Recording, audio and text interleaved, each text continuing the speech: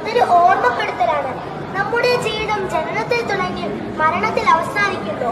ഈ നിസ്സാരമായ ജീവിതത്തിൽ പിന്നെ എന്തിനു നാം അഹങ്കരിക്കണം? ഇതാണ് നന്മ ചെയ്ത ഒരാളുടെ ഖബറ്. അവരെ മനുഷ്യർ അടക്കിയതിനു ശേഷം ആൾക്കാരെല്ലാം പോകുമ്പോൾ 2 മലക്കുകൾ വന്ന് ഇവരോട് 4 ചോദ്യങ്ങൾ ചോദിക്കും. അതിലൊന്നാമത്തെ ചോദ്യമാണ് മൻ റബ്ബുക, നിന്റെ റബ്ബ് ആരാണ്? അല്ലാഹു റബ്ബി, അല്ലാഹുവാണ് എന്റെ റബ്ബ്. ഒമൻ നബിയുക, നിന്റെ നബി ആരാണ്? മുഹമ്മദ് നബി സല്ലല്ലാഹു അലൈഹി വസല്ലം. ഒമാ ഇമാമിക, എന്നാൽ നിന്റെ ഇമാം ആരാണ്? ഖുർആൻ. ഒമാ ദീനിക, നിന്റെ ദീൻ ഏതാണ്? ഇസ്ലാം. ഇതൊരു നല്ല മനുഷ്യനാണ് ആ ഖബറിൽ കിടക്കുന്നെങ്കിൽ അവർക്ക് ഈ ചോദ്യത്തിനെല്ലാം ഉത്തരം